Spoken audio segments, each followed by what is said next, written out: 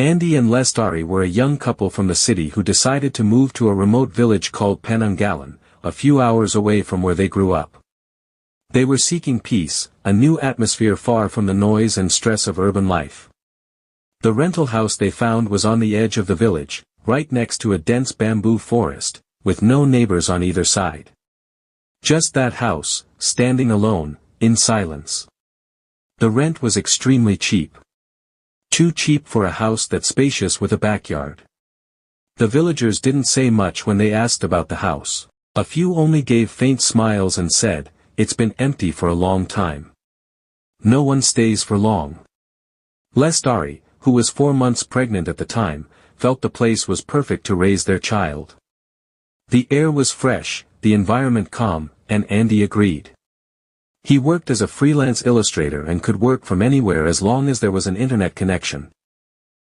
The first few days were pleasant. They cleaned the dusty floors, decorated the house, planted flowers in the front yard, and began to get used to the night sounds of insects. But it didn't take long before small oddities began to appear.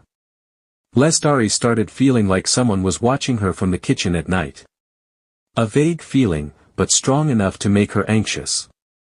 Andy brushed it off, thinking it was just hormones or fatigue. But one night, when he woke up thirsty, he too heard a strange sound from the kitchen. Tap. Tap. Tap. As if someone was walking barefoot on the wooden floor. Rats, he told himself. But the sound stopped when he approached. The kitchen was empty. Lestari began to have terrible nightmares. In her sleep, she often found herself in the middle of a bamboo forest at night, carrying something heavy. But when she looked down, her arms were empty, even though her body felt like it was bearing an invisible weight. She would wake up gasping, drenched in cold sweat. Andy began to change as well.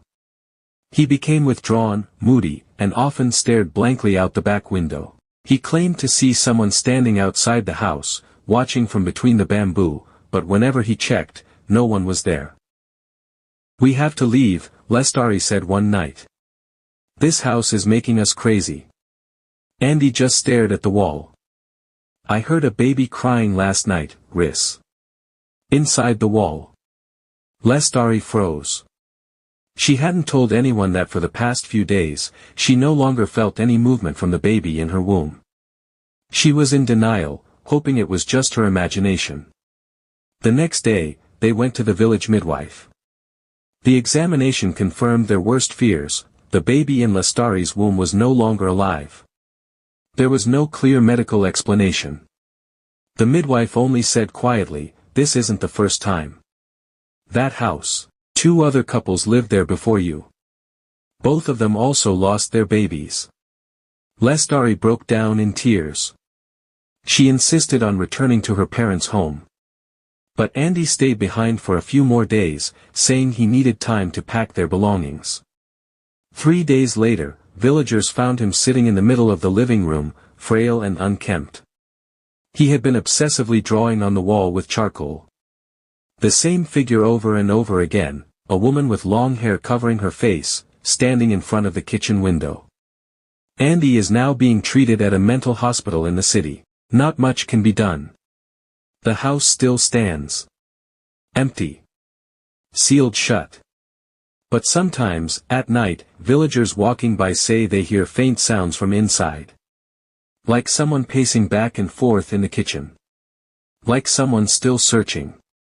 Or waiting.